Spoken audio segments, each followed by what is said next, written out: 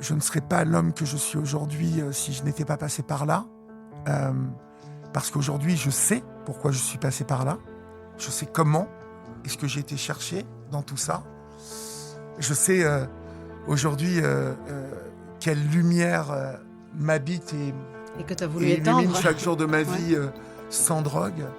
Et puis surtout, il faut absolument que je parle à tous ces gens qui vont écouter ce podcast pour leur dire combien la vie est possible sans drogue et surtout que c'est possible de s'arrêter. Bienvenue dans Contradiction, le podcast pour les gens qui se donnent du mal pour aller bien. Notre invité, c'est une voix, un regard, une façon d'être là entier, sans détour. Depuis 13 saisons, il donne la parole à ceux qu'on n'écoute pas. Il capte les silences, les fêlures, les vérités qu'on n'ose pas dire. Il rêvait d'être reporter de guerre, il est devenu un guerrier du reportage. Hyperactif, touche à tout, il a vécu 1000 vies, régisseur, chanteur, producteur. Aujourd'hui, il sillonne les grandes artères parisiennes sur son scooter, enchaînant les tournages et les émissions nocturnes sur Europe 1. Son émission Dans les yeux d'Olivier est un succès incontournable et ses antennes libres captivent plus de 200 000 auditeurs par son écoute sincère, sans filtre. Il aborde tous les sujets sociaux, familiaux, spirituels, profondément humains, mais il parle peu de lui-même. Pourtant, son parcours est unique, forgé dans l'épreuve, mais aussi et surtout dans la gratitude et l'amour de la vie. Nous nous sommes rencontrés lors d'un tournage qu'il me consacrait. Ce jour-là, entre deux entretiens, il m'a lancé une phrase presque anodine. Moi aussi, j'ai connu ça. Ça, l'addiction, l'héroïne. Un combat qu'il n'avait jamais raconté, pas dans les médias, pas en public. Parce que dire qu'on a touché à ça, c'est porter une étiquette et affronter le regard des autres. Peu de gens le savent, et j'ai le privilège et la responsabilité d'explorer avec lui cette partie de son histoire, dans le seul but, me dit-il, d'aider celles et ceux qui souffrent de cette maladie. Parce que dire qu'on a été addict à l'héroïne, c'est affronter une double peine, celle de la dépendance elle-même et celle du regard des autres. Aujourd'hui, il parle, pas pour se justifier, pas pour s'excuser, juste pour dire « c'est une maladie et on peut s'en sortir ». Alors merci Olivier pour cette parole rare et sensible et essentielle que tu vas nous offrir aujourd'hui. Je suis extrêmement heureuse de te recevoir. Je suis très content et très honoré d'être là, Keren déjà. Si je fais cela aujourd'hui, c'est d'abord parce que j'ai une très grande confiance en toi et que j'ai écouté ton travail et que je trouve que il a un sens. Ce sens, il est très important pour moi, c'est qu'il est à destination des autres. Parce que beaucoup de personnes se cachent leur réalité, mais beaucoup de gens sont drogués. Beaucoup de gens sont addicts à l'alcool, beaucoup de gens sont addicts aux médicaments, beaucoup de gens sont addicts à des drogues. Ça va aujourd'hui, tu sais, de ce qu'on vend là dans les magasins aujourd'hui, le CBD à la fumette qui, de toute façon, est devenue une habitude, comme le petit whisky du soir, le petit joint du soir devient très vite le deuxième petit whisky, le deuxième petit joint, et le troisième petit whisky, le troisième petit joint. Et finalement, ton travail a un sens parce que beaucoup de gens sont addicts et quoi qu'il arrive, à un moment, l'addiction pose un problème dans la vie. Et il va créer, cette addiction va créer des failles. Et ces failles peuvent se transformer en blessures parce qu'un jour, quoi qu'il arrive, comme on dit chez les narcotiques anonymes, c'est ce que j'ai puisé, en tout cas j'ai puisé beaucoup de choses chez les narcotiques anonymes, pas tout, on en parlera peut-être, mais on te dit chez les NA que si tu continues, tu as au meilleur la chance de te retrouver à l'hôpital, mais au pire, au cimetière ou en prison. Et puis on te fait cette promesse aussi que si tu arrêtes de consommer, ta vie va s'éclairer, va se transformer. C'est juste ce qui m'est arrivé. En fait, lorsque j'ai enfin décidé d'arrêter de consommer. Mais j'en reviens à ton travail et ce pourquoi j'ai accepté ton travail, comme je te l'ai dit, il a du sens parce il est pour les autres, il montre aux autres tous les dangers de toutes ces drogues que je viens de citer, mais aussi parce que l'héroïne revient très fort aujourd'hui dans la société française. Elle a toujours été présente dans la société américaine, mais elle revient très fort en Europe aujourd'hui. Je savais pas. Voilà, sache-le, c'est qu'aujourd'hui, l'Europe est à nouveau submergée d'héroïne. Mon meilleur ami est protection judiciaire de la jeunesse, et pas plus tard que la semaine dernière, il s'occupait de 4 gamins de 16-17 ans qui faisaient partie d'un gros réseau de trafic sur l'heure et qui générait plusieurs centaines de milliers d'euros. L'héroïne revient en force aujourd'hui, sans doute parce que l'héroïne est quelque chose, tu sais, qui calme, et que beaucoup de drogues festives ont envahi et ont submergé notre jeunesse, depuis notre jeunesse qui est devenue moins jeune. C'est avec l'arrivée de la musique électronique, il y a 20 ans, 25 ans, l'ecstasy, le MDMA, tout ça a entraîné une consommation assez massive de toutes ces drogues soi-disant festives, mais qui sont une vraie catastrophe. Et puis, sont venus s'ajouter par-dessus ça ces drogues qui sont liées à certaines pratiques sexuelles dont on a entendu parler lors de l'affaire Palmade, que je ne connais pas. À 3-MMC. Voilà, mais dont je sais aujourd'hui... Le chemsex pratique. Voilà, exactement, que c'est extrêmement pratiqué, que ce sont des drogues très fortes, et que l'héroïne vient à la fin calmer tout ça, parce que toutes ces drogues, on le sait, quand ça redescend, sont sujets à provoquer des angoisses, une sorte de vide intergalactique que l'héroïne vient calmer. Donc c'est une sacrée illusion de se dire qu'on va finir tout ce cocktail Molotov par de l'héroïne pour calmer. Tu vas bien nous expliquer ça aussi. À la fin aussi de l'héroïne, à la fin quand les effets se dissipent, il se passe aussi des choses graves. Alors, il se passe bien évidemment des choses. Qu'est-ce qu'on met après l'héroïne, en fait? Après l'héroïne, il y a le manque, il y a être addict, et c'est une horreur aussi. Non, mais s'ils finissent avec de l'héroïne comme si ça allait nous calmer, il faut bien comprendre qu'après l'héroïne, il y aura besoin d'autre chose pour calmer le manque d'héroïne. Mais en tout cas, visiblement, tout ce que les consommateurs aujourd'hui ont trouvé pour atterrir, comme ils le disent en douceur, c'est l'héroïne. Parce qu'en plus, dans le chemsex, je crois qu'on a très peu le droit de boire. Il y a des doses très, très, très... c'est hyper calculé. Je ne sais pas du tout. Ouais. Moi, en tout cas, voilà ce que je connais du marché, de par mon métier, tu le sais, je parle avec beaucoup de gens, beaucoup de magistrats, beaucoup de policiers, beaucoup d'éducateurs. Et il se trouve que... la cocaïne est bien évidemment très, très importante. Mais c'est devenu ringard un peu. Je sais pas. Mais tout ça, on le sait. J'ai entendu Big BD l'autre jour chez toi dire que ça devenait ringard. Je peux te dire que l'autre jour, j'étais dans un hôpital en tournage, chez un addictologue, et que je me suis étonné à voir passer plein de... Parce que je ne savais pas comment... Le chemsex, je ne connais pas. Je ne sais pas comment ça se consomme et tout ça. Et... Non, le chemsex, c'est la pratique, c'est pas la drogue. Hein. C'est la 3-MMC, la drogue. Mais qui s'injecte. Voilà, apparemment. Eh bien, parce qu'il y avait un défilé de gens qui venaient chercher des seringues.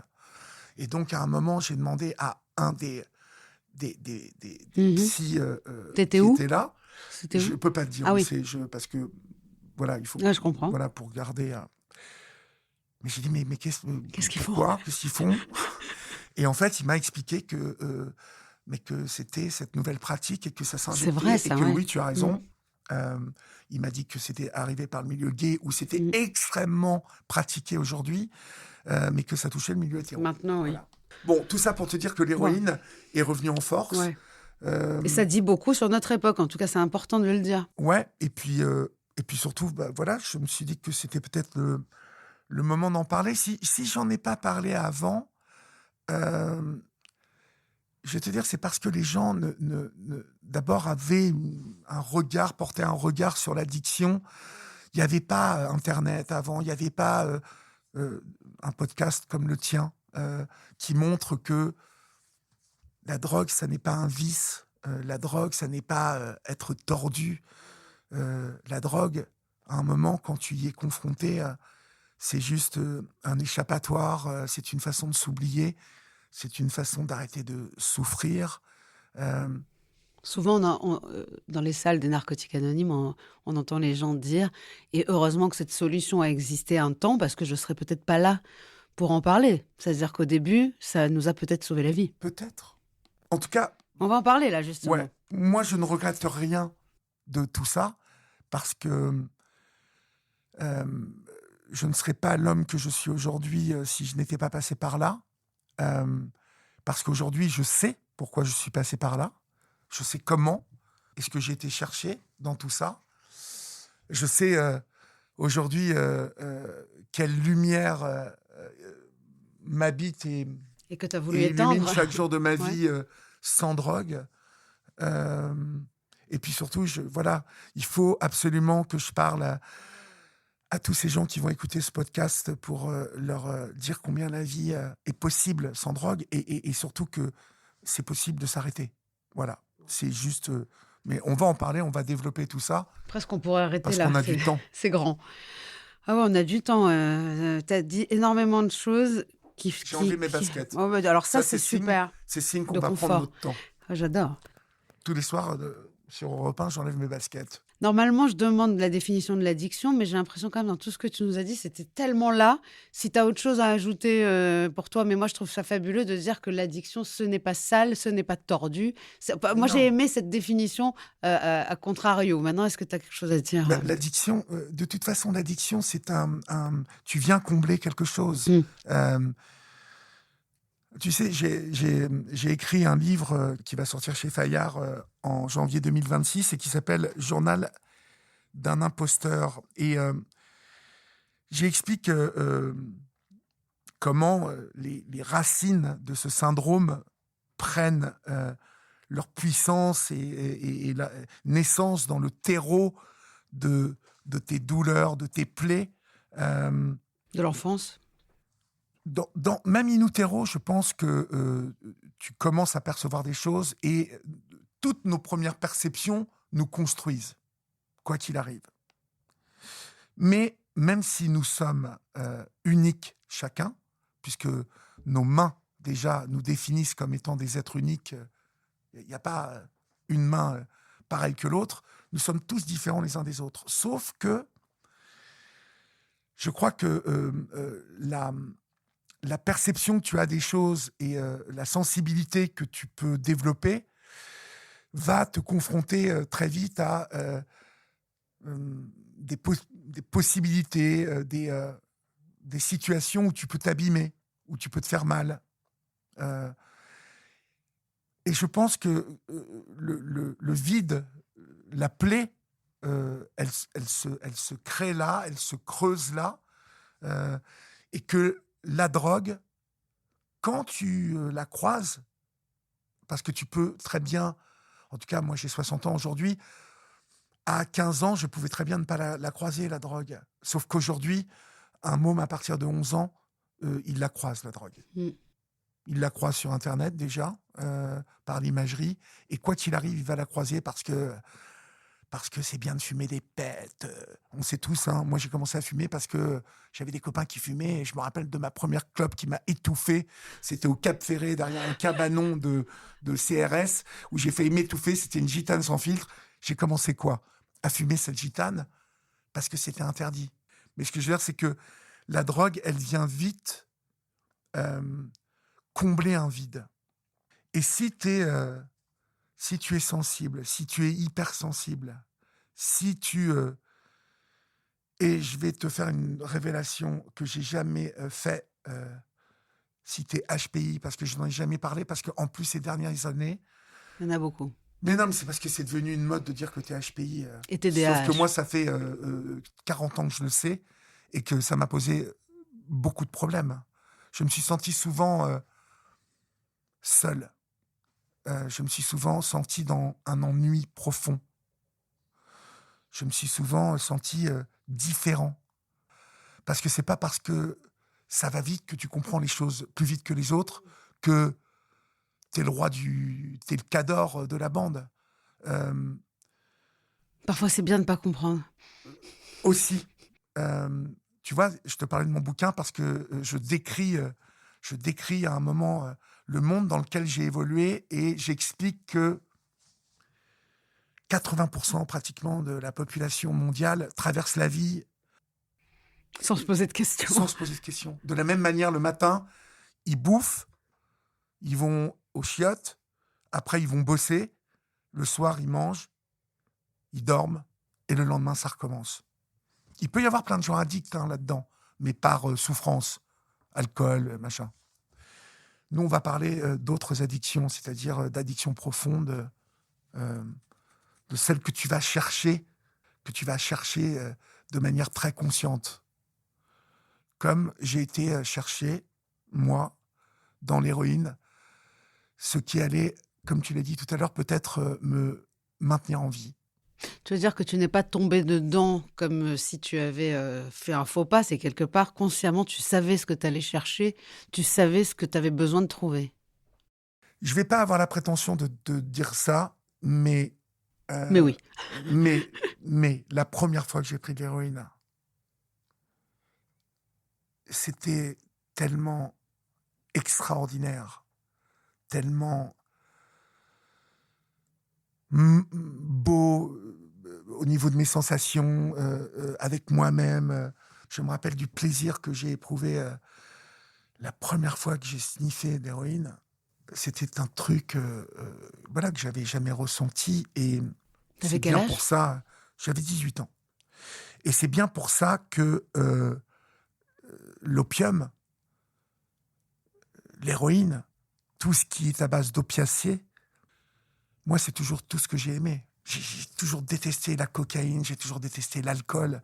Je trouve que ces deux drogues-là rendent complètement con. Surtout ensemble. Oui, bah, en tout cas, à partir de deux cocaïnomanes ou de deux ivrognes, je pense qu'il faut vite s'éloigner parce qu'il ne va pas se dire grand-chose d'intéressant. La soirée est foutue. Bah, en tout Elle va cas, être bon, monopolisée en tout cas. voilà, je te dis pas Bah, que... c'est sûr que l'héroïnomane, on l'entend pas trop. Hein. Mais il y a plein de Il y clichés a une sur grosse, il y a une l'héroïnomane. grosse compète là. Mais non, Non, non, non, mais mais, ça va être bien ça justement. Pour les mais clichés, les gens pensent que c'est un mec qui pique du nez pas dans un du coin, tout. alors qu'il y a des gens qui bossent sous héroïne tous les jours Pas du et on tout. le sait même pas. Non, ça peut être... moi, ça pouvait me rendre... alors, je pouvais, tu vois, rester 4, 5 jours tout seul, sans avoir besoin de qui que ce soit. Mais là, oui, mais on est dans un plaisir autre, mais on est dans quelque chose de très intime, finalement, Ouais, ouais. dans un plaisir très Mmh. Mmh. Ouais, c'est personnel, c'est solo. solo. Bon, voilà. L'héroïne, en fait, sur la longueur, euh, ça devient de moins en moins ça. Ah, euh, parce que comme toute drogue, la première fois que tu en prends, c'est l'extase, mais que après, quand ça devient une nécessité pour pas être en manque, c'est beaucoup moins rigolo. non, pas toutes les drogues. Il y a même des drogues pour lesquelles c'est pas bien du tout tout de suite. Hein. On a envie que. Regarde, tu en as parlé pour la clope. On s'étouffe, on n'aime pas. Et à la fin, qu'est-ce qu'on fait? On fume 3 paquets Ouais. par jour. On va revenir quand même à cette première fois et qu'est-ce qui t'a amené là, puisque tu dis quelque part, il y a cette histoire donc de haut potentiel intellectuel, de souffrance, d'ennui, d'incompréhension du monde qui t'entoure. Qu'est-ce que c'est l'enfant, genre Olivier, enfant, ado, c'est quoi? Olivier, enfant, ado, c'est un ado écorché vif qui a vu son petit frère arriver quand il avait 10 ans. Euh, un petit frère attendu comme le Messie et qui s'est vu mis de côté complètement. C'est donc un enfant qui n'a pas reçu beaucoup d'amour. Et puis ensuite, c'est un adolescent qu'on n'a pas reçu beaucoup plus. Donc, qui s'est dit, mais si mes parents m'aiment pas, mais c'est que je suis une merde ou que je vaux pas grand-chose. Voilà d'où elle vient, l'héroïne. Je pense au jour où tu m'as interviewée avec ma sœur. Et c'est marrant parce que c'est vrai que toi, tu arrives à écouter les gens sans parler de toi, chose que moi, j'arrive très peu à faire. Et en fait, à ce moment-là, tu t'es pas. Enfin, moi, j'ai l'impression que ce que tu me racontes, c'est ce que je t'ai raconté. Bon, même si j'ai reçu beaucoup d'amour quand même de mes parents, mais moi, c'est le début dans ma tête de tout. C'est cette petite fille qui arrive, j'ai 9 ans, et on l'a attendue parce que c'est la petite dernière, et que d'un coup, en fait, on m'oublie et qu'on m'a jamais donné la place. Je ressens Et ça vraiment a duré? ça. Ah ben moi, ça a duré toute ma vie. D'accord. Mais c'est soi-disant dans ma tête. Parce que ma sœur dira que limite, on m'a aimé plus moi. Enfin, voilà, tout est. Qu'on aime plus son plus fragile enfant, par exemple. C'est ce que j'allais te dire. Non, non, c'est souvent D'abord, un je dis que mes perception. parents ont fait comme ils pouvaient. Voilà. Dans Et ton livre, tu en euh, parles? j'en ai parlé dans un livre, ce qui a valu que ma mère ne comprenne absolument pas ce que je disais, mais pourtant c'est bien la réalité que je racontais. Euh, Elle mais s'est sentie accusée? quand je te dis, bah ouais. Et quand je te dis qu'on fait comme on peut, c'est que je pense que ma mère a fait comme elle pouvait. Euh, Mon père aussi. Mais de le reconnaître, c'est bien aussi. Quand moi, j'ai eu droit à ça, parfois, ben, c'est vrai, j'étais Pas moi. insouciante, j'ai pas fait comme il fallait, oui. Ben, moi, j'ai pas eu ça. Mais moi, je reproduis un petit peu des choses qui me font très peur. Parfois, parce que je sens à quel point il faut donner de l'amour et de la confiance et pas faire sentir son enfant comme une merde, comme tu dis. Mhm. Parfois même, il y a un petit mot, un petit quelque chose. T'as veillé à ça avec Ah, tes sauf enfants. que, voilà, non, mais s'il y a bien quelque chose que j'ai, je n'ai pas reproduit, c'est ça. Bravo. Et, Non, mais c'est fort. mais tu sais, en fait, quand tu grandis tout seul, quand tu te fais tout seul, quand tu bénéficies pas non plus de t'appeler, t'es pas le fils de Tartampion qui est dans le cinéma ou Tartampion qui est euh, patron d'un groupe média. Mais c'est Ou, un milieu quand même. Tes parents, c'est quoi? C'est quel genre de mes milieu? parents, mon père était peintre en bâtiment. Ah, ok. Non, parce que comme tu parlais du Cap Ferret pour la première club, je me dis peut-être les vacances sont cool. Non, mais c'est parce qu'en fait, la sœur de ma mère s'est mariée avec un riche industriel Très bien. de Bordeaux. Non, mais c'est bien de le Et tous savoir. les étés, j'avais la chance, jusqu'à un moment, à ce que je sois plus son genre, parce que j'avais un peu les cheveux hirsutes et que j'écoutais les Cure à l'époque, Ça et allait que je plus. fumais de l'herbe, et que mon oncle, par alliance, hein, enfin le mari de cette tante, a fini par ne plus vouloir me recevoir chez lui. Mais j'avais pris assez d'habitude et de relations au Cap Ferret, c'est pour ça que je me suis retrouvé chez des copains au Cap Ferret. C'est comme ça Et que tu as rencontré Frédéric Becbédé? non, pas du tout. Pas du tout. Non, je fréquente pas le même monde que Frédéric Becbédé. J'ai toujours eu une certaine aversion pour les milieux un peu Bourgeois. surfaits, bourgeois et, comment on dit, sophistiqués. Je Et déteste. privilégié aussi, Non, peut-être. oui, je déteste le côté sophistiqué. Il m'a toujours renvoyé à quelque chose de faux. C'est l'inverse de toi, parce qu'en fait, toi, t'es brute. C'est l'inverse de Je sophistiqué. suis doux, moi. Mais au contraire. brute aussi. Oui. Mais tu es brute, pas une brute, mais Non, comme un diamant comme un brut. diamant. Ouais. Non, non, c'est vrai, c'est Peut-être, vrai. ouais. Mais en En tout tout cas, cas- depuis que je t'ai rencontré, à chaque fois que je parle de toi, j'emploie ce mot. J'ai jamais, en fait, même si aujourd'hui je suis producteur et que j'ai un associé qui me dit mais tu devrais faire des dîners, tu devrais. Enfin, je ne peux pas. Je peux pas. C'est quelque chose qui m'a toujours. Voilà, je peux pas. Mhm. Bon, Je crois qu'on perd rien, hein. Moi, je te dis, voilà. j'ai Et puis toujours refusé. comme en fait, j'ai jamais aimé la cocaïne. C'est quelque chose qui m'a toujours angoissé. C'est-à-dire que le seul truc que j'aimais dans la cocaïne, c'est la première ligne, mais l'enfer commence à partir de la deuxième. C'est l'enfer. La cocaïne, c'est vraiment pour moi, j'ai toujours plaint les gens qui prenaient la cocaïne parce que non seulement je les voyais démultiplier leurs bêtises et leur Leur égocentrisme. oui, puis leur inconscience que ça modifiait leur comportement à les rendre complètement C'est vrai, ça. non productifs et puis un peu cons. Mm. Parce que la cocaïne, ça fait jacter et dire des conneries. Mm. Comme les ivrognes, en fait. Mm. Donc, du coup, j'ai jamais trop été dans les, tu vois, dans les sauteries parisiennes. Mm. Donc, et j'ai jamais été quelqu'un... J'ai toujours gardé mes racines à Évreux, toujours eu les mêmes potes. Parce que comme tu le sais, en plus, quand tu deviens quelqu'un qui passe à la télé, La télé est un média surpuissant. Et quand tu passes dans Elle le petit décuple écran, tout. eh bien, tu deviens quelqu'un de connu. Et quand tu deviens connu, tu le sais, Kéran, tu connais ça. À qui faire confiance? Pourquoi on t'aime?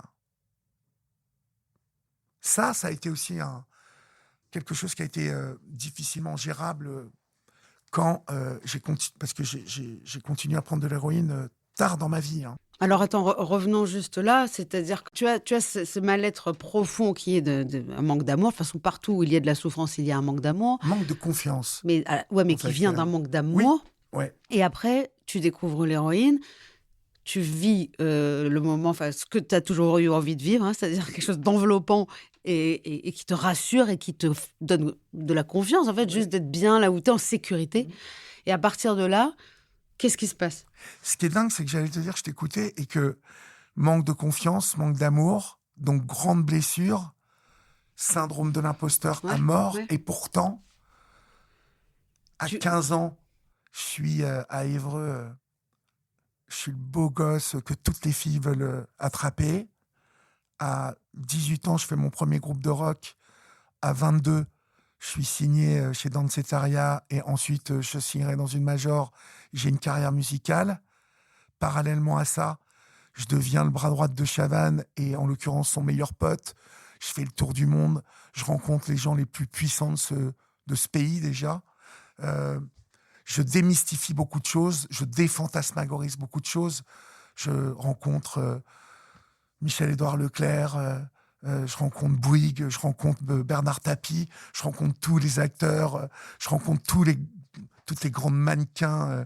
Je fais Coucou c'est nous, je fais, tu vois, je suis professionnellement aux côtés de l'empereur de Chavannes. Donc du coup, très bizarrement, j'ai toujours eu ce syndrome de l'imposteur qui m'a accompagné, mais avec une réussite et un succès tout le temps là, en fait. Mais tout en me disant que je ne le méritais pas. Enfin, je vois tellement le point commun parce que c'est exactement tout ce qui m'est arrivé aussi. C'est-à-dire qu'à chaque fois... mais en même temps, je ne pense pas que tu pensais ne pas le mériter. Je pense qu'on est plus là à se dire, je suis un branleur. C'est ça l'imposteur. C'est pas genre, je le mérite pas du tout. C'est, franchement, je fous pas grand-chose pour en être là. C'est plus ça. Bon. Mais ça en revient à dire... Je le mérite pas, oui, parce que tu te dis qu'il y en a d'autres qui travaillent beaucoup plus. Moi, c'était même plus par rapport à ma mère, à me dire, mes parents travaillent comme des fous et ils gagnent juste ça.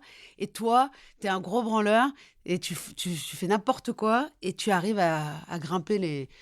Et puis surtout à séduire, en fait, à plaire. Ouais. Que ça soit, je veux dire, au sexe opposé ou dans le métier ou dans les choses. Moi, j'ai connu ce truc-là, je vois et je me dis, mais pourquoi, je sais pas pourquoi ça m'arrive. Bah, donc, voilà. Et en fait, ça nourrit ça après. Le syndrome de l'imposteur, c'est là que justement, non seulement tu as du succès, mais en plus, tu penses que tu le mérites pas. Donc là, le mal-être, il grossit malgré toi. Et tu prends de l'héroïne. Voilà. Pour arrêter de penser à ça. À quelle dose, en fait? À quelle quotidienneté? C'est quoi? C'est tout le temps? Non, pas tout le temps, parce que les gens ne connaissent pas l'héroïne. Mais l'héroïne, tu n'as pas besoin d'en consommer toutes les 5 minutes. Tu peux consommer le matin une ligne, elle te porte jusqu'à 14h, et à 14h, tu en refais une.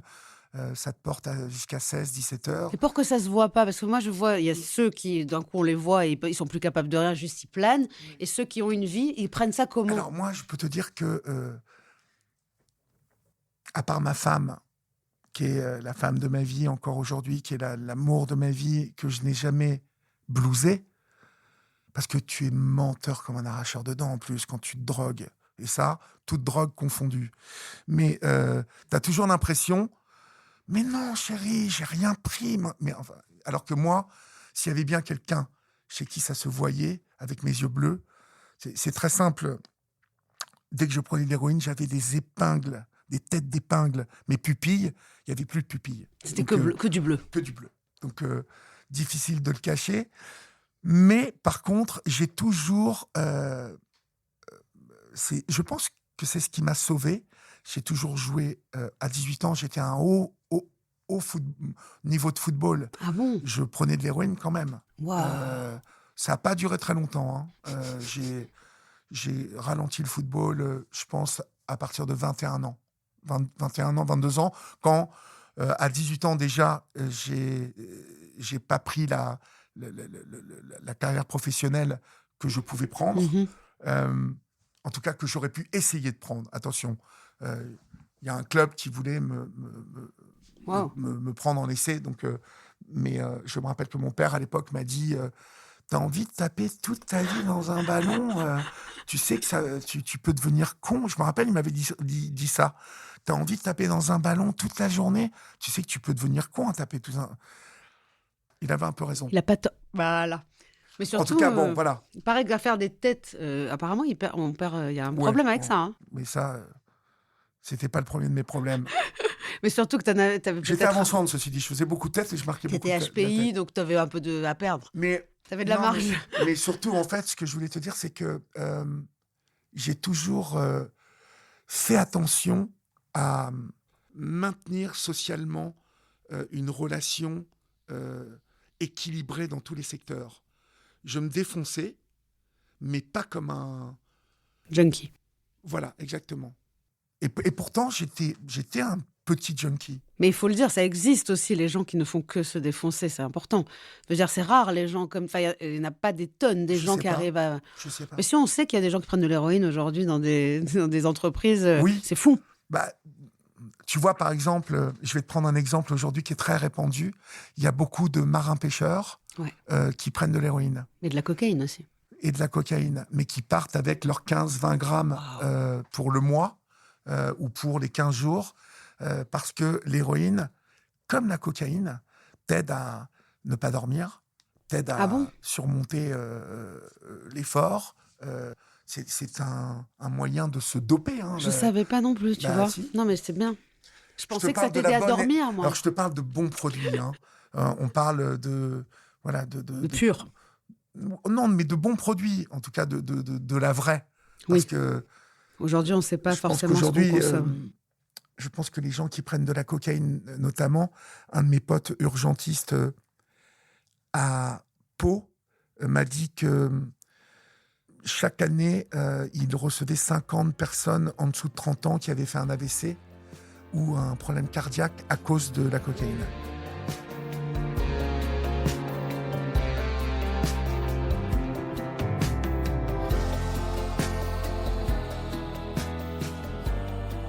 Tu rêvais de devenir reporter de guerre. Pourquoi ? Est-ce que c'est une forme, une confrontation à l'extrême déjà, que tu voulais vivre des moments forts ? Il y avait cette recherche d'adrénaline ?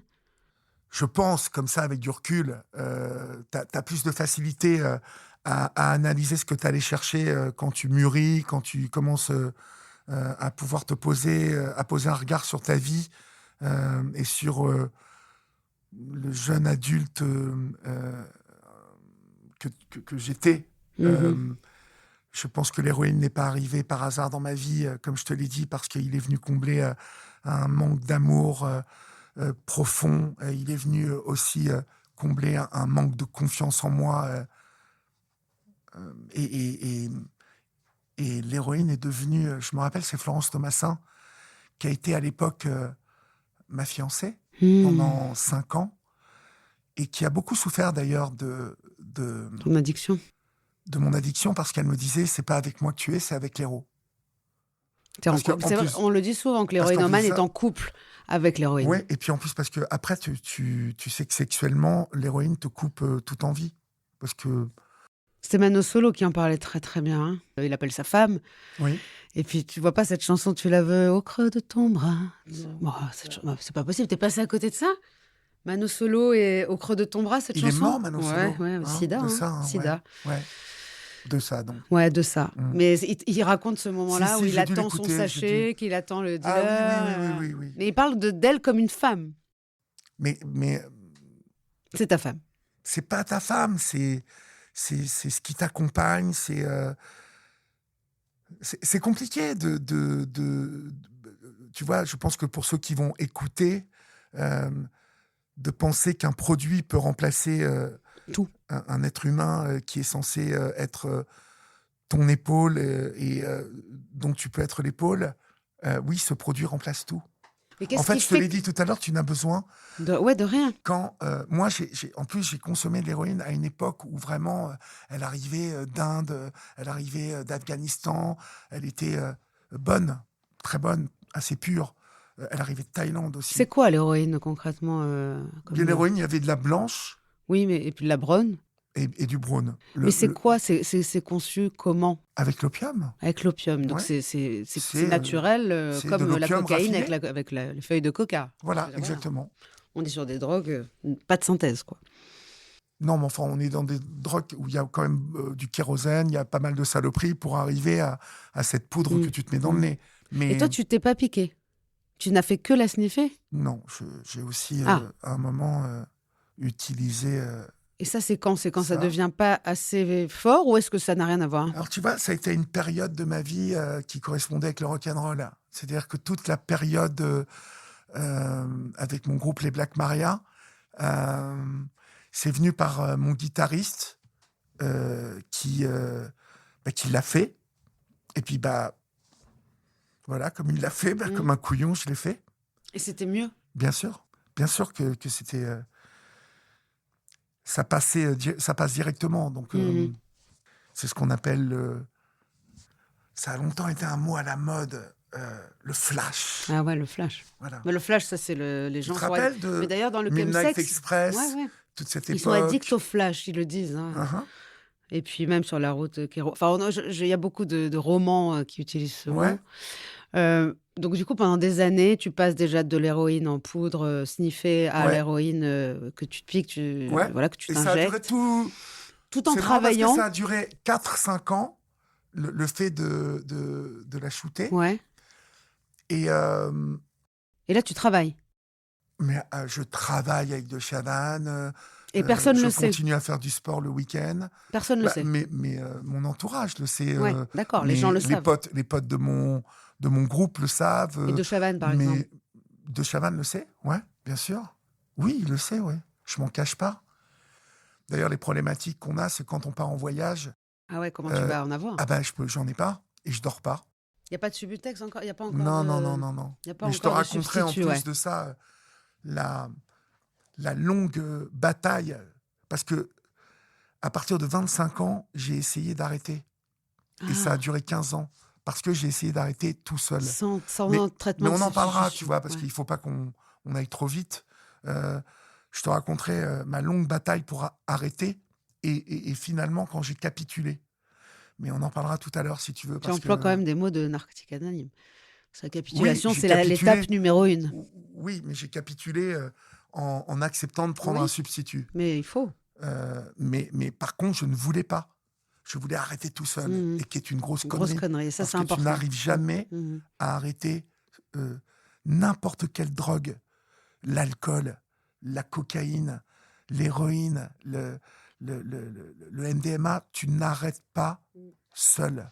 Tu as besoin d'être accompagné. Même le tabac. Et même le tabac, oui. Et c'est pour ça la cocaïne, c'est ce qui est le plus compliqué parce qu'il n'y a pas de substitut.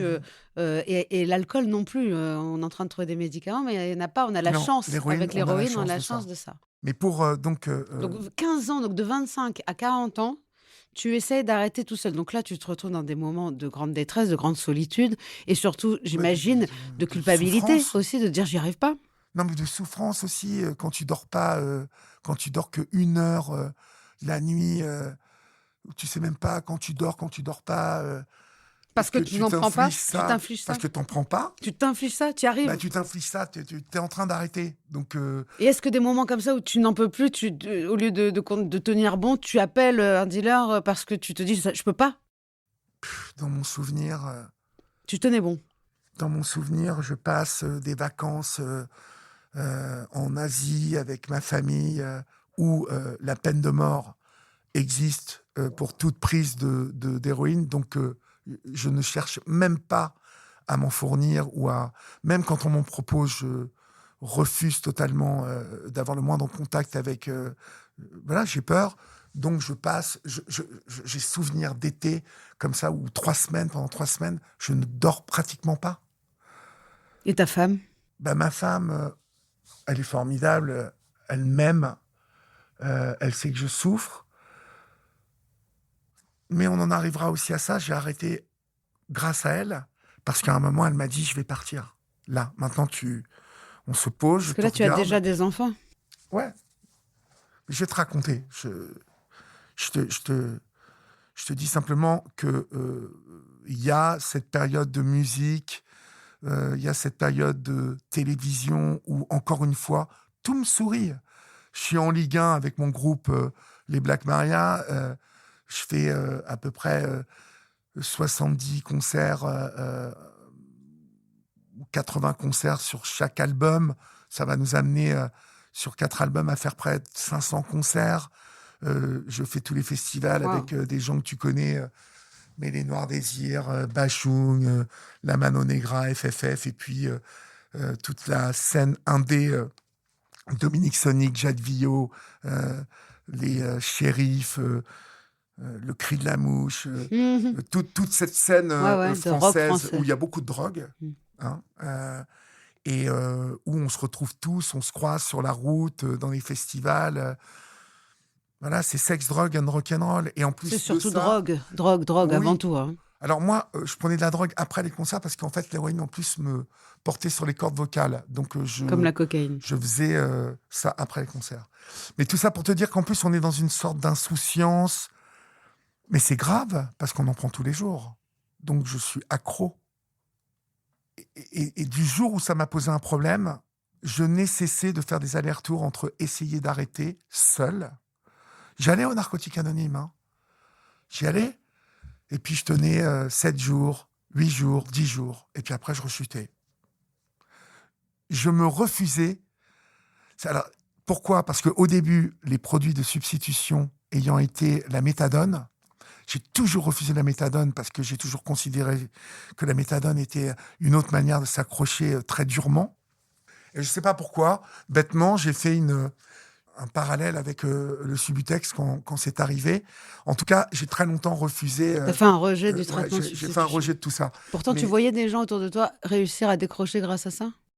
J'ai eu 2 potes qui ont décroché grâce à ça à côté de moi. Parce qu'il y en a plus qui sont morts, non, plutôt qui ont décroché. Non, mais les morts sont plus morts du sida, moi, à l'époque. Hein. C'est pareil. Je veux dire, on a vécu une époque où on a eu une chance. On est en quelle année ? En 90 ? On est en 92, 93. Et voilà, la chance de passer à côté de ça aussi. Ouais. Donc, un peu miraculé, le garçon, quand même.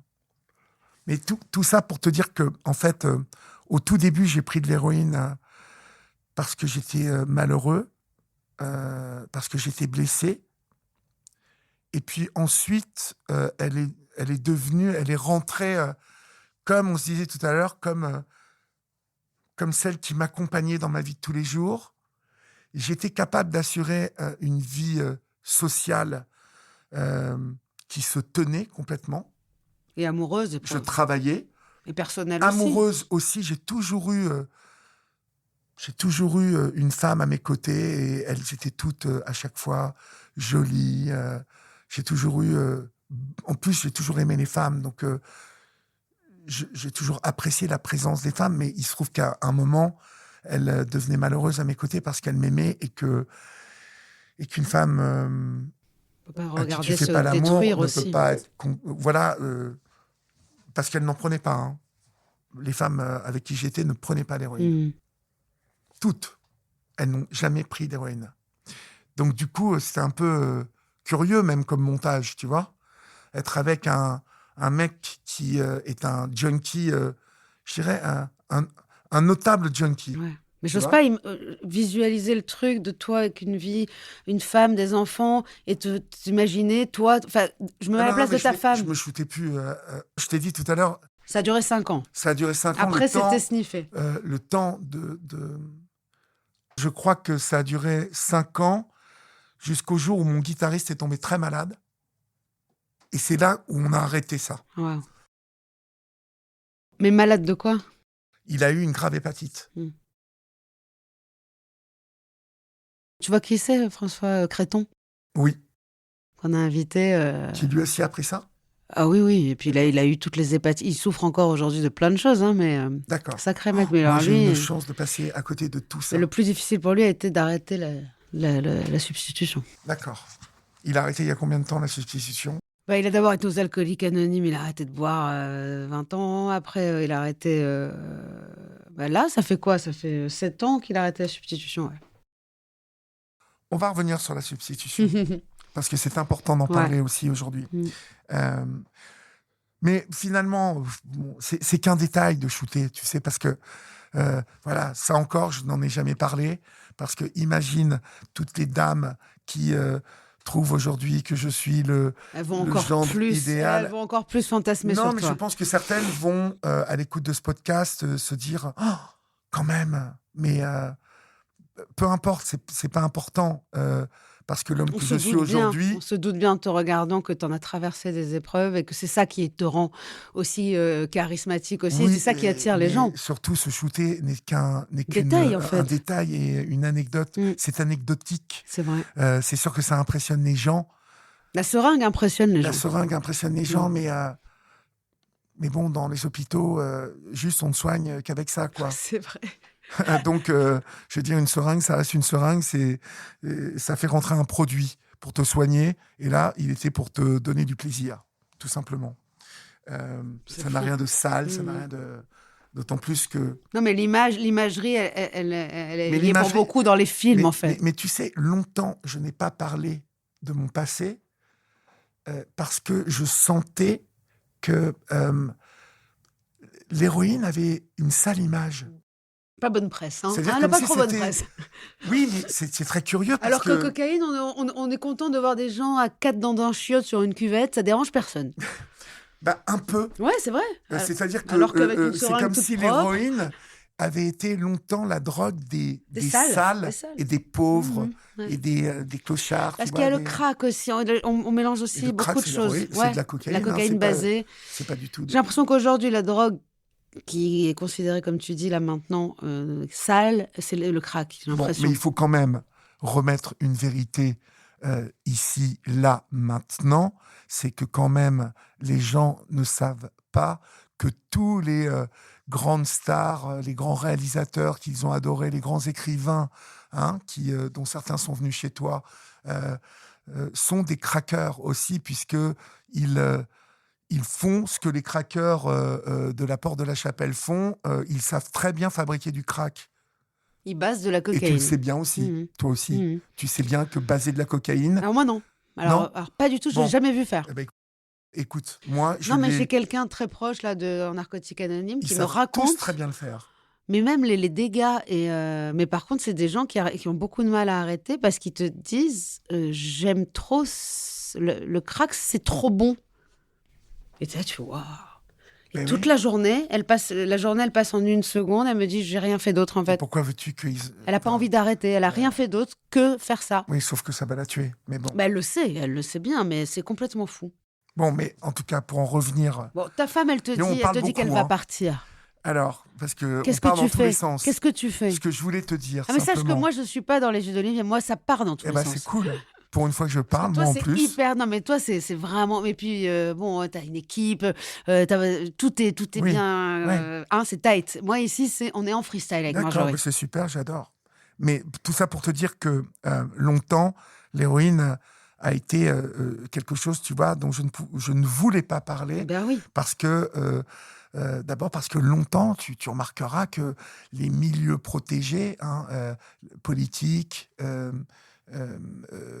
la chanson, le cinéma, les écrivains, les sportifs, tout ça, mais il n'y avait pas de drogue. Bien sûr que non.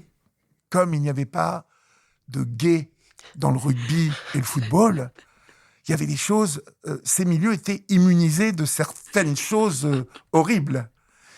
Sauf qu'aujourd'hui, on sait que, dans le rugby, on prend de la cocaïne.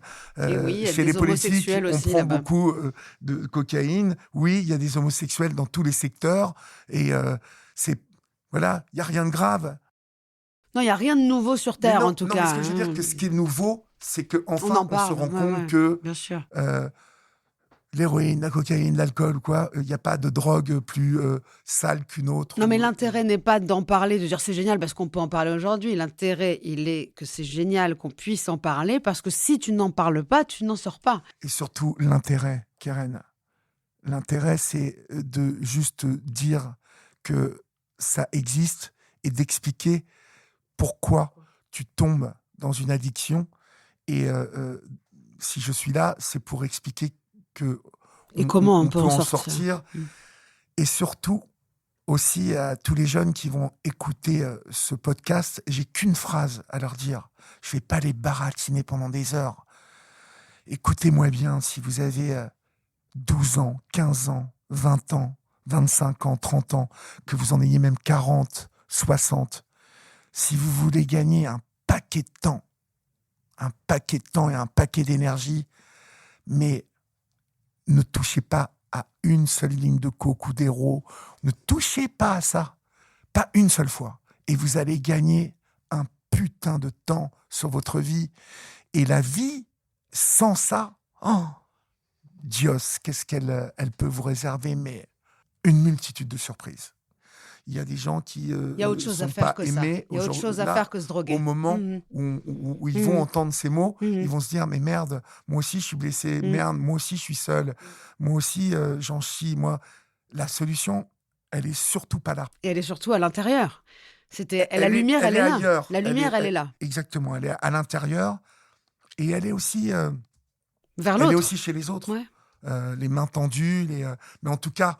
Mais je pense que toi et moi, on s'est guéris aussi en allant parler aux autres, moi en chanson ou ici dans ce podcast, mais en me liant, en me connectant aux autres, en donnant la voix à des mots MAUX que les gens n'arrivaient pas à sortir d'eux. Et je pense qu'on a l'impression. C'est grâce au Narcotique Anonyme que je m'en suis sorti. Ah voilà, alors allons-y. Non, mais c'est grâce au Narcotique Mais moi Anonyme. aussi, mais allons-y. Ça a été le début de quelque chose, le Narcotique Anonyme. Pareil. En fait. C'est-à-dire que j'y suis allé en réunion et combien de fois j'ai rechuté, mais au fur et à mesure, je pense, tu vois, que le message des Narcotiques Anonymes, c'est pareil. Il faut une certaine maturité, je pense que tu l'assimiles progressivement. Donc, j'y épuisais les choses que j'avais à épuiser, les méthodes aussi que j'avais épuisées. Je pense que mon refus aussi de prendre des substitutions a été un des côtés néfastes des Narcotiques Anonymes. Aujourd'hui, ils sont beaucoup plus modérés là-dessus. Ouais. Bon, ça fait un moment que j'y suis pas allé parce que j'en ai plus. Aujourd'hui, on sait qu'on peut vivre avec la substitution et il y en a plein qui se disent je suis clean à la manière Anna, mais je suis en train de baisser mon traitement de substitution. Bah, tu vois, ça c'est je ne le savais pas parce que ça fait une. Après, tu peux tomber sur un parrain qui est plus dur, par exemple. Bah, mon parrain, il est de la vieille école et il refuse ça. Mm-hmm. Et je trouve que je suis pas d'accord avec lui. Mm-hmm. Voilà. Mais bon, en tout cas, voilà, pour revenir sur ce combat que j'ai pu mener contre ça, c'est que j'ai longtemps été dans ce syndrome de l'imposteur. J'ai longtemps manqué de confiance en moi. J'ai longtemps pensé que j'étais pas à la place que je méritais. Mais tout ça, tu sais, je crois que ça vient du fait de ne pas avoir été aimé par mes parents. Et je pense que c'est méga important quand tes parents t'aiment, te portent. Je pense que ça te donne une base très, très solide qui va t'empêcher, en tout cas qui va t'éloigner des possibilités de tomber dans une addiction. Moi, j'ai longtemps trimballé ce truc d'être seul. Même quand j'avais une fiancée, j'étais seul. Du coup, ça fait vachement sens, en fait, quand tu me dis l'héroïne te permet d'être bien seul. Ben ouais, parce donc, en fait, tu as été seul, mais malheureux seul. Et là, d'un coup, tu étais seul, mais bien. Et puis aussi, j'en reviens à ce que je t'ai dit. Bon, je sais que mes potes vont écouter ce podcast, mais ils le savent parce qu'ils m'ont déjà vu disparaître. Ils m'ont vu des dizaines et des dizaines de fois disparaître. Mais il est où, Olive ? Et je me tirais parce que je m'ennuyais. Même avec mes amis, je m'ennuyais. C'est-à-dire que, je sais pas, Je comprends parfaitement. Bon, voilà. Je m'ennuyais. Je trouvais que je perdais mon temps, que j'écoutais des choses qui ne m'apprenaient rien. Je me faisais chier. Donc, du coup, je disparaissais sans dire au revoir, je m'éclipsais, quoi. C'était comme un truc où je peux plus, quoi. Et Moi, toujours en m'arrangeant de m'éclipser sans qu'on ne le remarque. Voilà. C'est-à-dire... Pas qu'on te pose des questions et qu'on te force à rester, voilà, surtout. Exactement. Mais non, pourquoi reste. tu t'en vas maintenant? L'enfer. Tu vois, j'ai eu du mal à l'école. Ouais. Parce que les règles de l'école me paraissaient complètement cons. Beaucoup de choses qu'on essayait de nous apprendre, j'ai vite saisi que ça ne me servira à rien pour le reste de ma vie. Je me suis très vite ennuyé à l'école, donc j'étais un enfant plutôt turbulent, qui faisait des conneries. Je suis arrivé péniblement jusqu'au bac en étant viré d'une bonne quinzaine d'écoles privées catholiques parce que mes parents me foutaient que dans le privé. J'ai été diagnostiqué à 20 ans, en fait. Ce qui m'a quand même permis... C'est un test de QI tout simple. J'ai été diagnostiqué parce que je me suis... à un moment, on s'est dit... mes parents se sont dit, il a quelque chose qui ne va pas. Mais c'est important qu'on le sache. Est-ce que ça peut ressembler justement à l'inverse d'un HPI? C'est-à-dire le gamin, il est inadapté. Je pense qu'ils étaient bien loin de penser que j'étais HPI. Voilà, c'est ça que je veux dire. Parce que HPI, c'est pas être le premier de la classe ou... parce que c'était bien loin de ça. J'avais des soucis même en classe, quoi. En fait, j'étais seul. Donc, je branlais rien. Je m'arrangeais toujours pour avoir 12, 13 de moyenne. Quand même. Donc, oui, mais je foutais rien. C'était facile pour moi d'avoir la moyenne et d'être... qu'on me foute la paix. Mais c'était plus que moi, j'avais plus de problèmes avec la discipline. Voilà. Et donc, à 20 ans, quand ce diagnostic-là est tombé, il a permis d'expliquer beaucoup de choses. En tout cas, moi, il m'a permis de comprendre un peu plus ma solitude. J'en ai jamais parlé de ça. Parce que, en plus de ça, dans mon syndrome de l'imposteur, je me suis dit que ça allait paraître pompeux de dire je suis haut potentiel. Ça a un côté, tu vois, pour moi, même le terme haut potentiel, je me suis dit, oula, ça va pas me rendre service. C'est haut potentiel intellectuel. J'ai bien eu raison. Hein. Oui, ça plaît pas aux gens. Avec l'arrivée d'Internet, je sais pas si tu as vu comment même il y a plein de gens qui se déclarent HPI alors que tu vois qu'ils sont cons comme des bites et qu'ils n'ont jamais été HPI de ma vie. Ils sont HPI comme moi, je suis le pape, tu vois. Écoute, moi, j'ai été diagnostiquée de TDAH. Franchement, j'ai refusé la Ritaline. Je n'en parle jamais parce qu'en fait, j'ai l'impression que tout le monde l'est.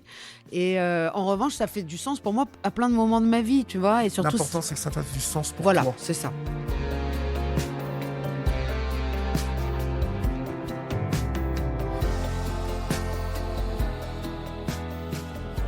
Tu parles de ce qui t'a sauvé, les narcotiques anonymes. Et j'aime beaucoup la façon dont on parle, c'est-à-dire, tu dis que c'est quelque chose qui est long à intégrer. Donc moi, je trouve que c'est fabuleux de continuer à y aller, mais même sur 20 ans, 30 ans même. Je comprends que les gens ont arrêté, continuent d'y aller, parce qu'il y a quelque chose qui s'intègre. Et surtout, il y a un truc spirituel qui te fait passer un gap. Tu n'es plus en train d'être juste le drogué. Voilà, tu n'es plus seul. Tu n'es plus tout seul. Il y a tes proches quand même. Est-ce que tes amis, ta femme, est-ce que ça a été un soutien? Je veux rajouter un truc sur Anna, si tu me permets. Juste la promesse que lorsque tu vas arrêter de te défoncer, ta vie va devenir meilleure. Juste, moi, quand j'ai arrêté de me défoncer, mais ça a eu un effet incroyable. Ah ouais. C'est-à-dire que plein de choses se sont réalisées. Donc je me suis dit, mais putain, mais... Tu veux dire qu'avant, ça restait ça embryonnaire stagnait, alors qu'à partir du moment où j'ai arrêté de consommer, fou, ça, les choses se sont éclairées. Et comment tu l'expliques, ça? Est-ce que c'est vraiment, est-ce que c'est vraiment la conso qu'on arrête? Ou est-ce qu'il n'y a pas quelque chose de plus grand que ça? Mais c'est tout simple. C'est qu'à partir du moment où tu arrêtes de consommer, tu es plus structuré. Tu es disponible aussi à autre chose. Mais voilà, donc tu es disponible, tu es plus structuré, tu es plus organisé et tu vas droit au but. Alors que quand tu te défonces, tu mets 15 000 projets en route. On te rappelle après parce qu'on te dit c'est super, tu Et te toi, t'es rappelles plus quand là. il y a 15 jours tu m'as appelé en me parlant de ce truc-là, Non. c'est génial. Si, je m'en souvenais. Sauf que je me disais merde, comment je vais faire? Parce Je que suis incapable de le faire. moi, ça me rendait hystérique de consommer. C'est-à-dire que quand je consommais, je pouvais, je te dis, lancer 10 projets. Voilà, c'était déstructuré en fait. C'est-à-dire que la drogue me déstructurait. Et la drogue déstructure. Toute drogue déstructure. Et quand je parle de drogue, l'alcool, la cocaïne, l'héroïne, le MDMA. En fait, ce toute qu'on dit drogue dans NA, c'est ça modifie modifie le comportement. Et c'est ça qui est important, c'est pour ça que la cigarette, c'est une drogue et qui fait mourir, mais on n'en parle pas beaucoup Ouais. parce qu'elle ne ruine pas la vie. En tout cas, on ne parle pas de santé, quoi. Là, Exactement. ça ruine vraiment la vie, les projets, mais même personnels avec un enfant. Très dur aussi de faire confiance à un parent qui consomme. Parce que moi, je me suis vue m'enflammer parfois avec mon fils, dire on va partir à New York et tout. Et puis, et il me disait, mais alors New York, ouais, mais non, en fait, j'ai pas les moyens. Moi, quand je revoyais le truc vu d'en haut, et Narcotique Anonyme te donne cette possibilité de regarder le truc vu d'en haut. Et là, tu vois ce truc, tu dis non, non, non. Ça me fait penser à un truc qui m'a fait vachement de peine. J'avais arrêté, hein, j'étais clean depuis 3-4 ans, je crois. 3-4 ans à peu près. Et ma fille nous a raconté un de ses rêves à sa mère et à moi. Et elle m'a dit, cette nuit, j'ai rêvé que j'étais poursuivi par un monstre. Et j'avais peur, papa. Et toi, tu étais accroché au lustre. Tu me regardais avec tes yeux vides et tu faisais rien pour m'aider. Oh. Et tu vois, en fait, je sais que ce rêve, il correspondait au moment où je me défonçais. Et où, en fait, en plus, quand tu te défonces, tu crois que personne ne voit, que tu blouses tout le monde. Alors que, je veux dire, ceux qui, eux, sont clairs et sains d'esprit, le voient. Il voit bien qu'il y a un truc qui va Ils pas. le sentent. Et même les enfants le sentent. Et ils sentent que papa, il n'est pas... Il n'est pas là, en fait. Il est là, mais il n'est pas là. Tu vois. Donc, et pourtant, je m'occupais à fond de ma fille. Mais c'est dangereux aussi. Elle sentait que j'étais dans mes pensées parfois. Et encore une fois, je le répète pour que tout le monde le sache bien, j'ai toujours su donner le change. J'ai toujours assuré une relation sociale structurée, en tout cas. Il y a jamais eu tu vois, de foutoir ou de choses graves qui se sont passées parce que j'avais pris de la drogue. C'est une chance aussi, c'est vrai que c'est miraculé, toi. J'étais un junkie propre, voilà, exactement. Et en fait, quand tu as commencé à énormément arrêter... souffrir. Oui, bah oui, parce que tu as la conscience que tu es junkie. Ça me renvoyait une image de moi c'est ça, horrible. Tu as la conscience. Non, mais le nombre de fois où tu te regardes dans la glace et que tu dis que c'est une merde. Dégoûte. Parce que tu te drogues. Mais ça, c'est bien de le savoir aussi, c'est pas vrai. À ta fille. Mais c'est pas vrai. Non, c'est pas vrai. Mais... On croit ça, mais aujourd'hui, je sais. Moi, aujourd'hui, je sais. D'ailleurs, même quand je parle de rechute, je n'ai plus du tout cette vision-là. Je me dis pas, t'es qu'une merde. Pas une seconde. Je me dis, qu'est-ce que ça vient m'apprendre là maintenant ? Et surtout, maintenant, vu que on a cette vision, tu sais, plus spirituelle, qui est de se dire, c'est une épreuve comme une autre, la rechute ou autre chose, et tu te dis, il faut que je fasse avec. C'est-à-dire qu'avant, pour moi, c'était je suis le drame, je suis une merde, et puis c'est tout.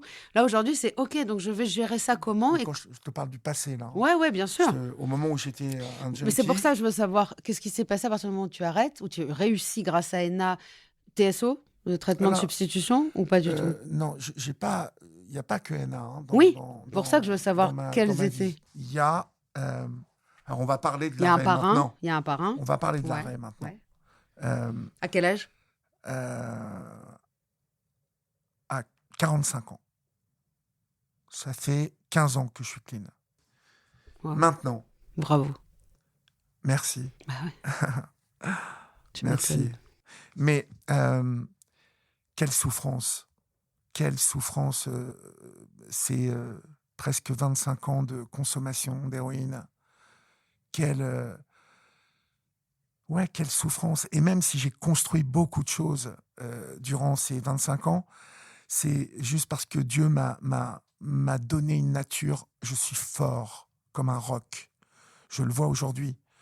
Je supporte des choses aujourd'hui. La vie m'a imposé des choses, des épreuves qui font que je sais que j'ai la chance d'avoir une constitution forte. J'ai découvert dans une interview que tu donnais pour Paris Première, je crois, Oui.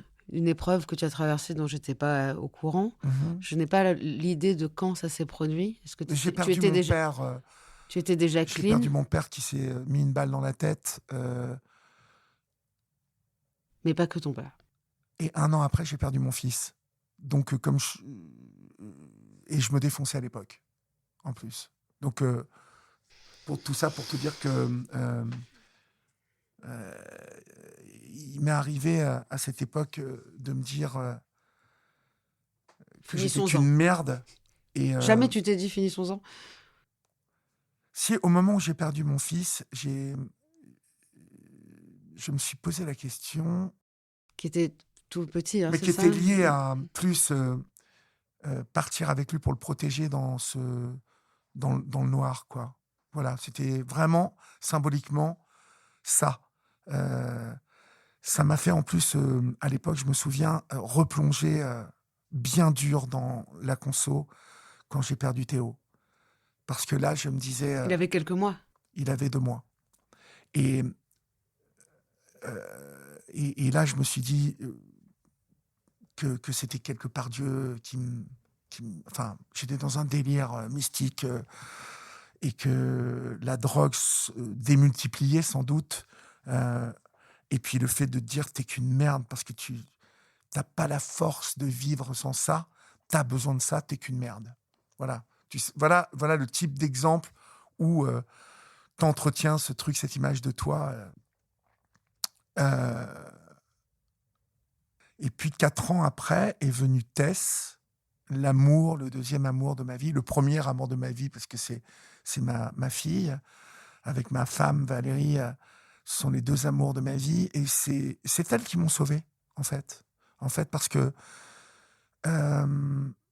j'ai arrêté, alors que je t'ai expliqué avoir combattu seul, ça, avec les NA, mais quand tu sors de Réu, après, t'es tout seul. Et tu peux pas arrêter tout seul. Et ça faisait 6 ans, grâce à ENA, que j'allais à l'hôpital Marmottan. 6 ou 7 ans. Et que je voyais un psychiatre, un addictologue, qui est toujours à mes côtés aujourd'hui, que je vois toujours aujourd'hui, tous les mois, et qui prend toujours le même temps qu'il prend avec les autres, hein, parce que c'est pas parce que je m'appelle Olivier Delacroix que je suis connu qu'il ne favorise quoi que ce soit. Je suis comme les autres. C'est ce que je trouve formidable. Je ne pensais... Non mais vu la croix, vu le parcours, est-ce qu'on t'a envoyé? C'est quand même pas rien Delacroix. Hein. Peut-être que c'était un nom prédestiné, je sais pas. Et Black Maria, enfin il y a beaucoup de, ouais. il y a beaucoup de, ouais. il y a beaucoup de liens. Dieu est très présent dans ma vie de toute façon. Mais je rassure, hein, il est très présent dans la vie de tout le monde. Hein. Ouais, bah, tant mieux. Enfin, en tout cas, toi, tu le sais. Mais en tout cas, les discussions que j'avais avec mon médecin, je dis pas son nom parce que je sais qu'il aimerait pas que je dise son nom. Mais en fait, il m'a sauvé la vie, lui, avec ma femme. Quand ma femme, en fait, m'a dit « Je vais te quitter. J'en peux plus de tes conneries, j'en peux plus de tes mensonges, j'en peux plus de te voir te détruire, j'en peux plus que tu me mentes. » Parce que c'était des petits mensonges, hein, mais elle voyait que je rentrais, que j'étais défoncé, et elle me disait « Mais tu t'es défoncé encore ?» Et je lui disais « Mais je te jure que non, chérie, je te jure. » Je jurais.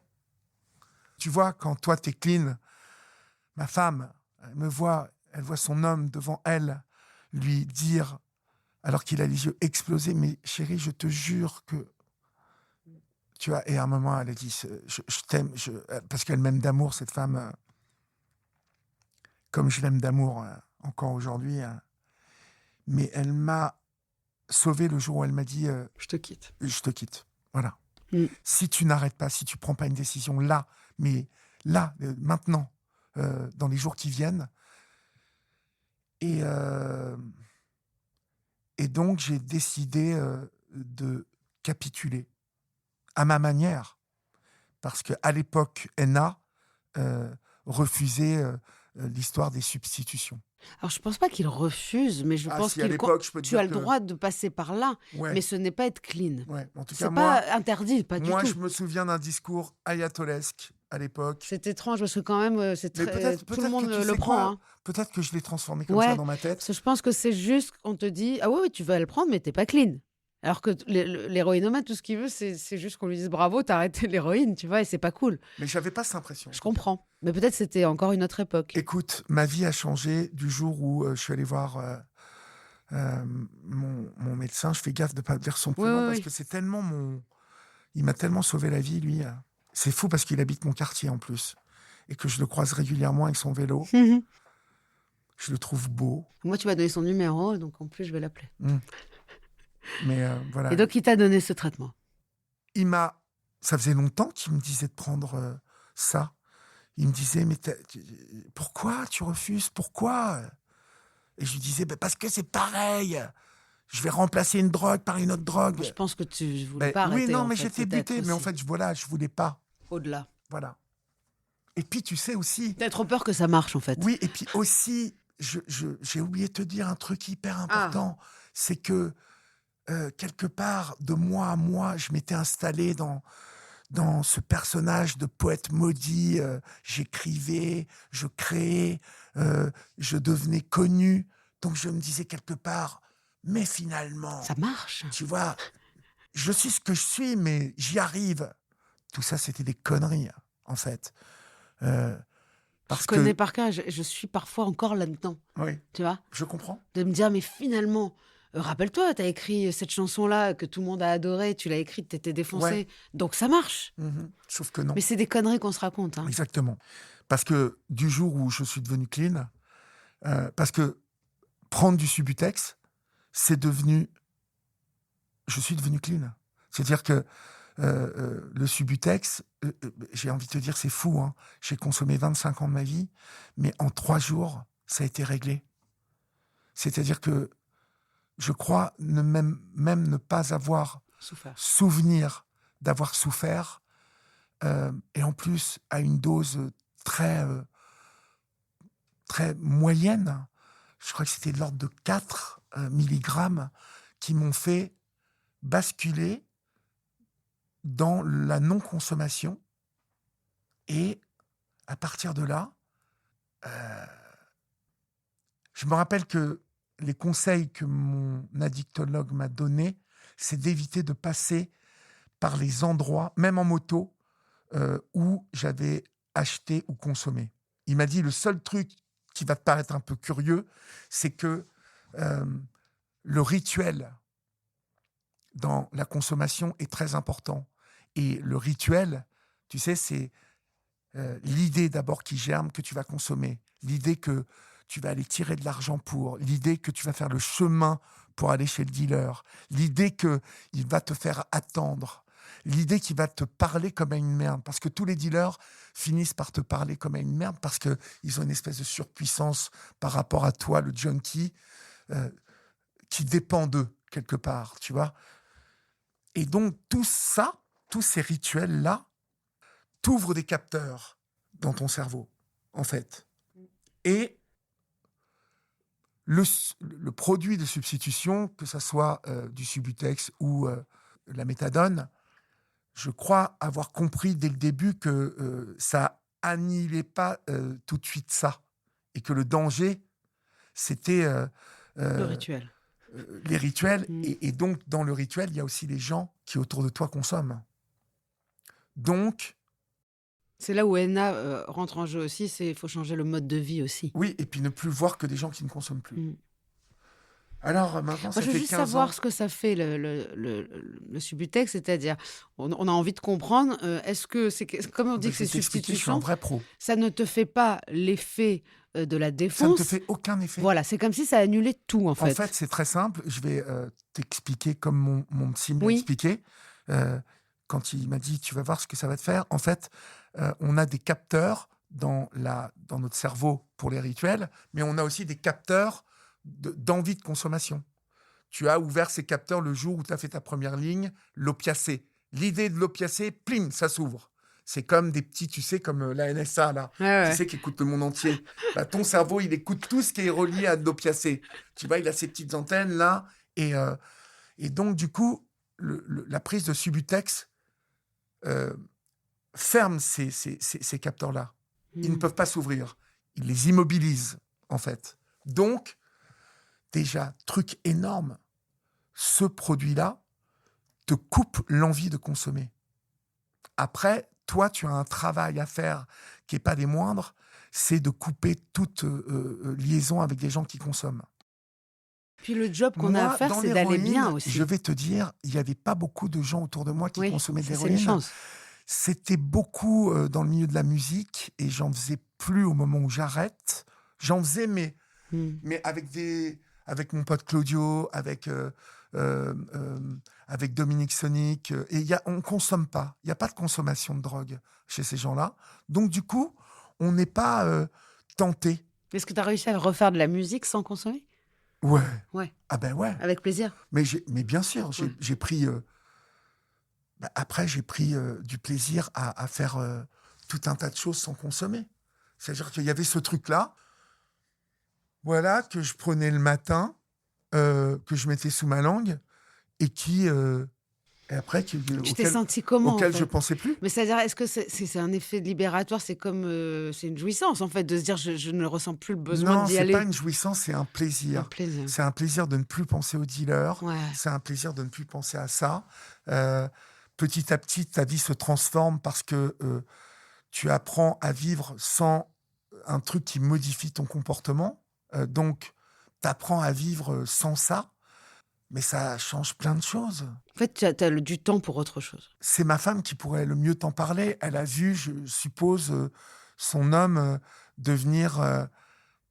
d'abord être là, et puis son homme s'excuser auprès d'elle, auprès de, comme on te dit, Aïna, ça, je pense que c'est une chose importante de faire amende honorable auprès des personnes auxquelles tu as menti, auxquelles tu as pu pas faire j'ai pas fait beaucoup de mal parce que je suis un gentil, donc j'ai toujours été honnête, j'ai jamais volé, j'avais la chance de gagner ma vie, donc j'ai jamais fait de saloperie à qui que ce soit pour obtenir de l'argent, voilà, il n'y a même pas un dealer qui peut dire que je lui dois de la thune. Voilà, tu vois, mais j'ai fait amende honorable auprès des gens à qui j'ai pu...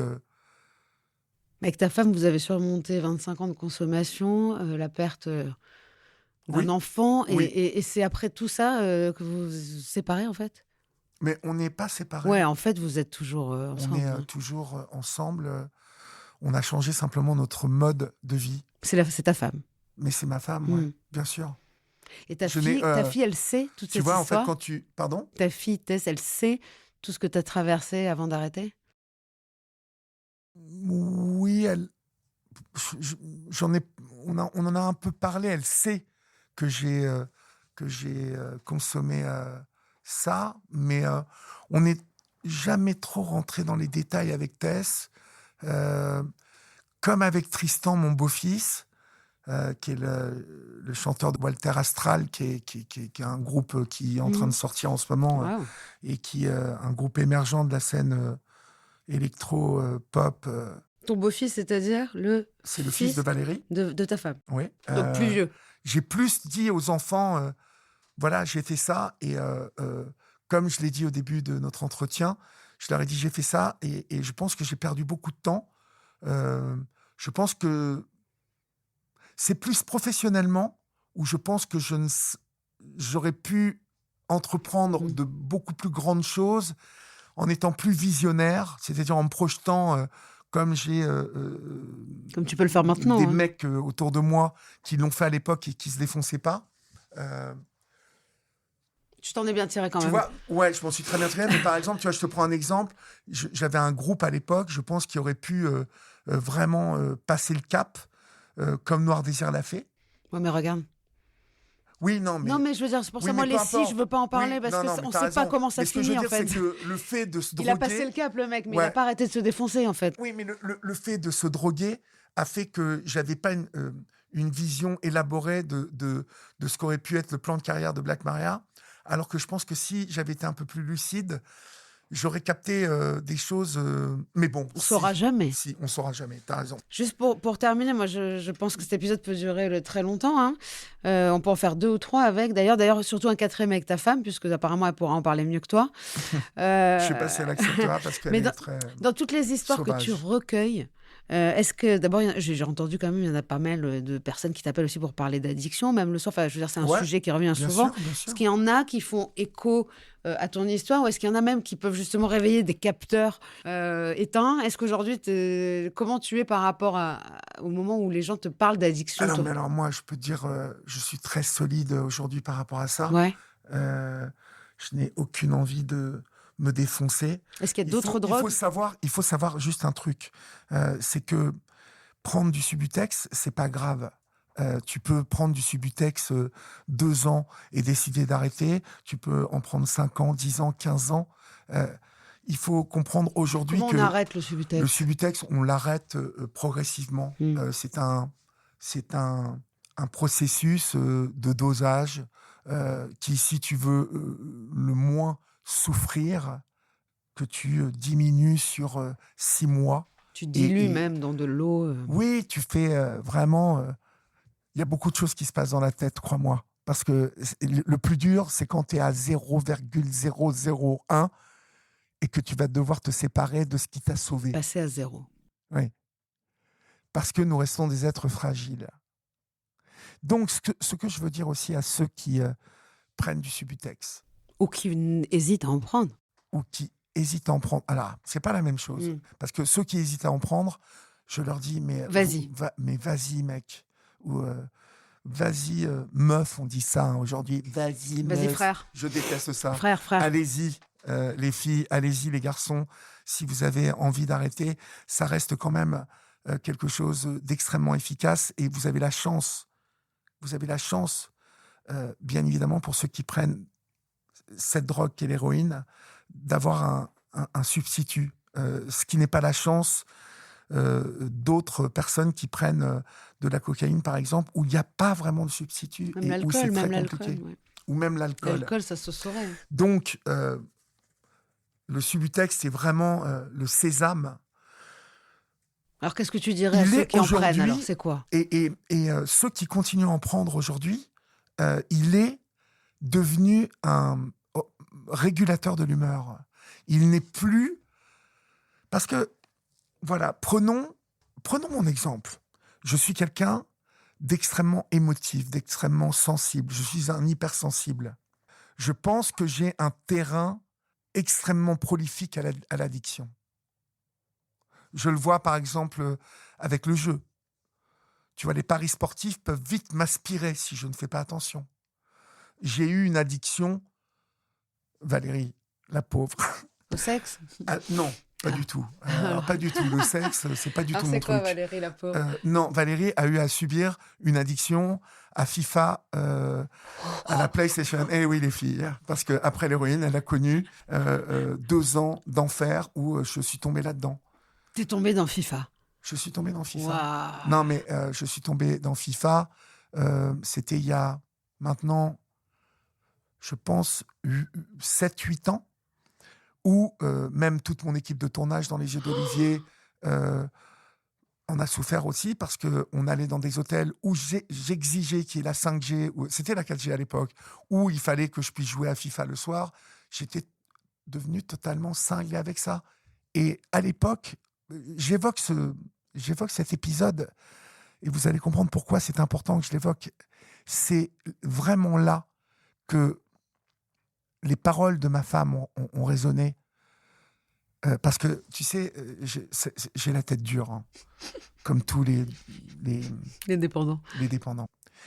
Et elle m'a toujours dit, tu as un terrain vraiment à l'addiction, Olivier. Et moi, je lui dis, mais non, je te dis que non, c'est fini, j'avais l'héroïne, mais tu sais, têtu comme une mule. Et puis, je suis un orgueilleux. De toute façon, je ne serais pas là où je suis si je n'avais pas un ego particulier. Tu vois ce que je veux dire, Keren? Je vois. Bon. Si on a eu envie d'être devant la scène, si on a eu envie de chanter... On pense que nous, on peut y d'être arriver. applaudi. Nous, c'est Non, pas mais pareil. c'est parce qu'on aime aussi qu'on nous regarde. On aime être aimé. On aime... Donc, on a besoin de quelque chose. Et longtemps, ça me faisait chier quand Valérie me disait t'as un terrain addictif, fais attention. De toute façon, elle a toujours eu que des paroles justes à mon égard, parce que c'est la femme qui me connaît le mieux. Elle sait qui je suis. Elle sait que je suis fragile.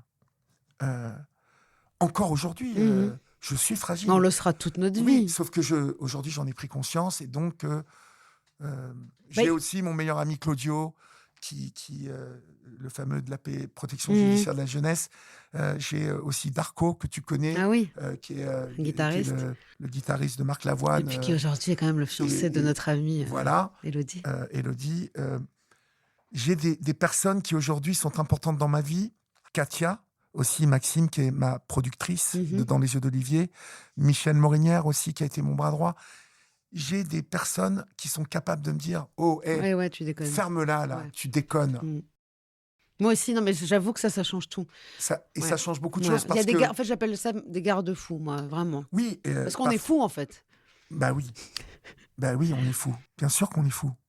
Quelque part...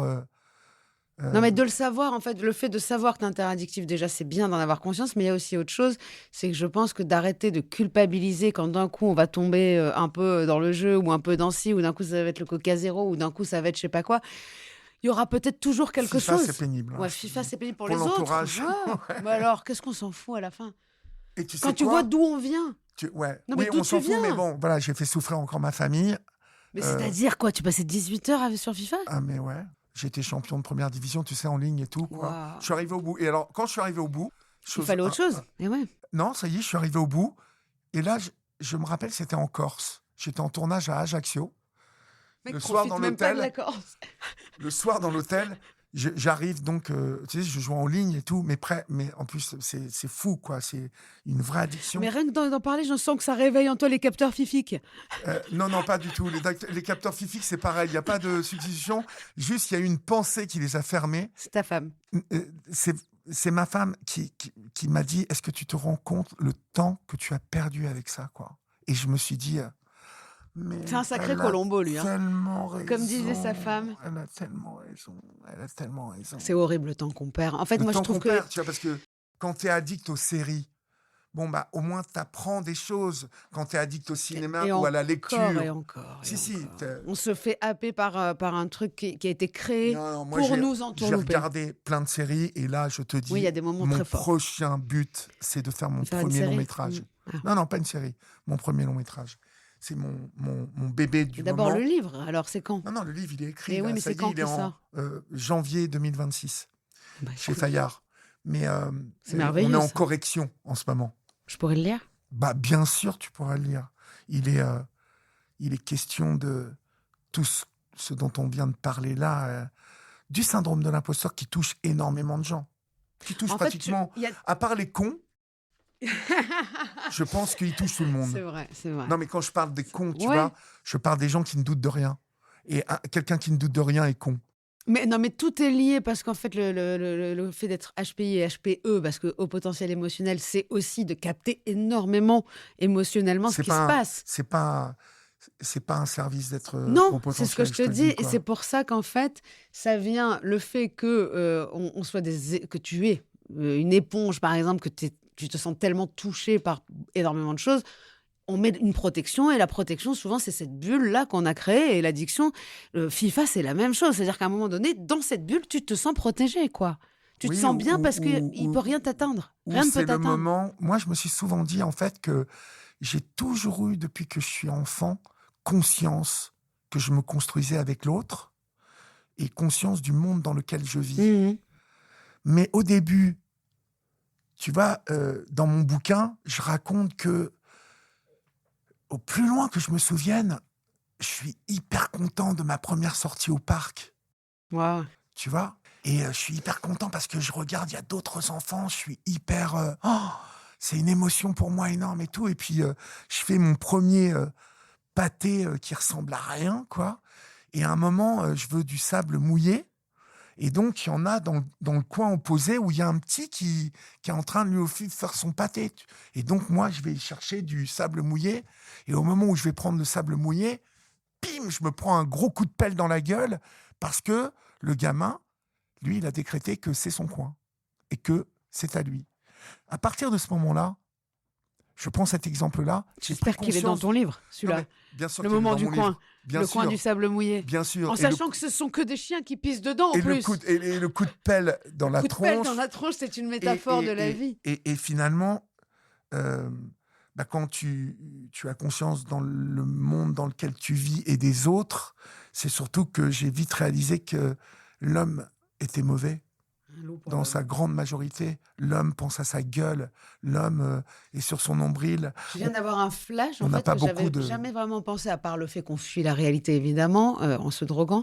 Mais je trouve qu'en fait, ce sont des personnes souvent qui ont pris conscience que la vie, c'était pas marrant, et que en fait c'était sérieux, quoi, et que c'était très difficile de survivre à ça. Dedans, beaucoup de tensions, et beaucoup de conflits. Et quand tu es dans ton jeu, en fait, c'est même pas tant la fuite, c'est de se créer un monde qui est faux, se dire ce faux monde-là, il est moins dangereux que le vrai. C'est vrai. Et moi, ma chance, en fait, d'abord, ma chance a été d'abord, je te l'ai dit, voilà, ma chance a été de rencontrer ma femme. Je crois que je lui ai dit souvent, de toute façon, qu'elle m'avait... là, elle va bien le savoir. Oui, mais elle le sait déjà. Oui, mais là, j'espère qu'elle l'écoutera, parce que moi-même, j'ai envie de lui dire, Valérie... Tu sais quoi ? C'est elle qui m'a parlé de ton podcast. On t'aime, Valérie. Oui, c'est vrai, en plus. C'est elle qui m'a parlé de ton podcast, parce que tu m'en avais pas parlé au début. Oui, mais même, je pense que quand tu... ça, c'est une autre histoire. Non, mais pour qu'on soit très vrai. La première fois que tu m'en avais parlé, je t'ai dit, non, j'en parlerai pas. Et puis, elle m'a dit... Oui. J'ai écouté un podcast d'une nana qui s'appelle Keren. C'est fou. Et tu lui as dit, mais je viens de l'interviewer en plus pour son truc. Et c'est elle qui m'a dit, écoute, c'est plutôt intelligent, c'est plutôt bien fait. Parce qu'il m'a dit oui, puis il m'a dit non, puis il m'a dit oui, puis il m'a dit non. Et en fait, c'est grâce à Valérie. Donc moi aussi, je remercie Valérie pour ces 6h30 d'interview avec ton homme. Merci Olivier. Merci à toi. C'était très agréable. Ce podcast est soutenu par la mission interministérielle de lutte contre les drogues et les conduites addictives. La Mildeca anime et coordonne les actions du gouvernement en matière de lutte contre les toxicomanies. Contradiction, ce n'est pas seulement un podcast. C'est aussi un livre qui s'en inspire, mais qui lui est surtout complémentaire. Alors vous y trouverez des réflexions autour de la dépendance, de ce que j'ai appris, des solutions que j'ai trouvées. Contradiction, le livre est disponible à peu près partout aux éditions Erol. Rendez-vous dans 15 jours sur toutes les plateformes d'écoute pour un nouvel épisode. Et en attendant, retrouvez-nous sur les réseaux sociaux de Rose et de Contradiction.